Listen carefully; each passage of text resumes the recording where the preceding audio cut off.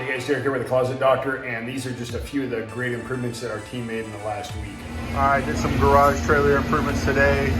These tubes here for our extra fillers for garages used to be strapped to these poles above here, and they're just a pain to get to, so we took those off, put them over here, mounted them to this wall. Now we can get them real quick and easy right there.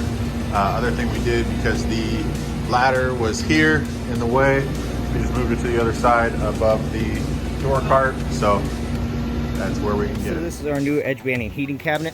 The issue we were having with this cabinet was that anytime you moved it and unplugged it, you had a cord that was hanging out the bottom with no place to go. So we added a zip tie down there to keep it off the ground, and then we added these hooks right here so we can easily just put them on there and move the cabinet. Today, my 2-second improvement was this little L bracket so that I can clamp my new laser level right there, and it'll ride with us. So every time I need my card reader, I gotta bend way over in here and get it out of my center console.